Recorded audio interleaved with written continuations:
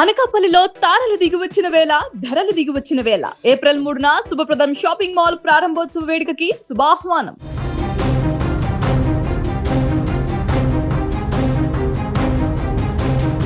అమెరికాలో అగ్గి రాజుకుంది. ఇప్పుడు అది అగ్రరాజ్యాన్ని బగ్గుమనేలా చేస్తుంది. అగ్రనేత పైనే సొంత ప్రజలు ఇప్పుడు కన్నెర చేశారు. అమెరికా వీధులలో ఇప్పుడు ఎక్కడ చూసినా కూడా ఒకటే నినాదం, ట్రంప్ దిగిపో. డొనాల్డ్ ట్రంప్ వ్యవహార శైలిపైన అమెరికాతో పాటు ఐరోపా దేశాలలో ఊహించని స్థాయిలో నిరసన జ్వాలలు రగులుతున్నాయి. 50 రాష్ట్రాలలో 90 లక్షల మందికి పైగా నిరసనలో పాల్గొన్నారంటే పరిస్థితి ఏ రకంగా ఉందో అర్థం చేసుకోవచ్చు. నో కింగ్స్ అనేటువంటి పేరుతో నిన్న చేసినటువంటి భీకరమైనటువంటి నిరసనలు అమెరికాలో ఉన్నటువంటి పరిస్థితులను ఇప్పుడు అర్థం పట్టేలా చేస్తున్నాయి. ట్రంప్ రెండవసారి అధికారం చేపట్టిన తర్వాత జరుగుతున్న ఈ అతిపెద్ద ఆందోళనలు ఆయనకు ఒక చెంపపెట్టు లాంటివని అమెరికా మీడియా కోడైకూస్తుంది. అసలు అమెరికా వ్యాప్తంగా ఈ రేంజ్లో జనాలు రోడ్ల మీదకు ఎందుకు వస్తున్నారు? ట్రంప్ తీసుకున్న ఏ నిర్ణయాలు ప్రజల ఆగ్రహానికి కారణమయ్యాయి? పూర్తి వివరాలు ఈ వీడియోలో ఒకసారి చూద్దాం. 1వ 2వ నగరాలకే పరిమితం కాలేదు ఆందోళనలు. మొత్తం అమెరికాలోని 50 రాష్ట్రాలలో ఏకంగా 3200కు పైగా నిరసన కార్యక్రమాలు జరిగాయి. లక్షలాది మంది పౌరులు తమ పనులన్నీ పక్కన పెట్టి మరీ రోడ్లపైకి వచ్చారు.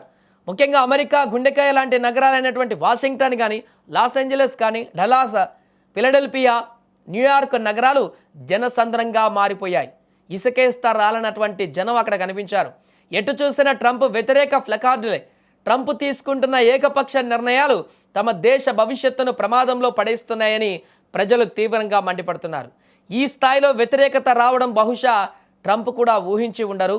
అసలు ప్రజలు ఇంతలా రగిలిపోవడానికి ప్రధాన కారణాలు ఇక్కడ మనం చూడొచ్చు. మొదటిది పౌర హక్కుల ఉల్లంఘన. ట్రంప్ పాలనలో సామాన్యుల పౌర హక్కులను భద్రత కరువైందని, విద్వేషపూరిత వాతావరణం పెరుగుతుందని ఆందోళనకారులు గలమెత్తుతున్నారు. ఇక రెండవది కఠినమైనటువంటి ఇమిగ్రేషన్ విధానాలు. వలసదారుల పట్ల ట్రంప్ అనుసరిస్తున్న కఠిన వైఖరి అమెరికా మూల సిద్ధాంతాలకే విరుద్ధమని ప్రజలు భావిస్తున్నారు. మూడవది మరియు అత్యంత ముఖ్యమైనటువంటిది ఇరాన్తో యుద్ధం. పశ్చిమాసియాలో ఇరాన్ పైన కయ్యానికి కాలు దువ్వుతూ వేలాది మంది అమెరికా సైనికులను అక్కడికి పంపడాన్ని అమెరికన్లు తీవ్రంగా వ్యతిరేకిస్తున్నారు.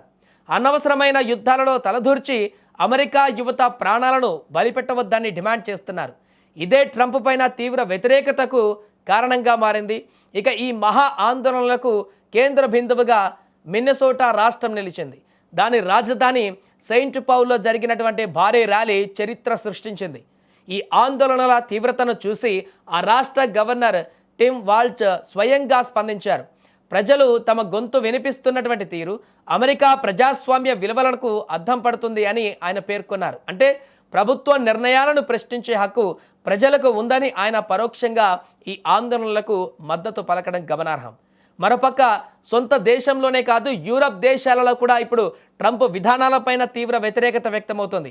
నో కింగ్స్ నినాదాలు ఖచ్చితంగా వైట్ హౌస్ గోడలను తాకే ఉంటాయి. మరి ఈ ప్రజా వ్యతిరేకతను చూసైనా ట్రంప్ తన మొండి వైఖరిని మార్చుకుంటారా, లేక తనదైన శైలిలో ముందుకే వెళ్తారా అనేది కాలమే సమాధానం చెప్పాలి. ఏదేమైనా కూడా ప్రస్తుతం అమెరికాలో నెలకొన్నటువంటి తీవ్రమైనటువంటి నిరసన జ్వాలలు అది ఏ స్థాయికి వెళతాయో, రాబోయే రోజులలో ఇంకా ఎలాంటి దారుణమైనటువంటి పరిస్థితులకు కారణమవుతాయో అనేది ఇప్పుడు ఆసక్తికరంగా మారింది.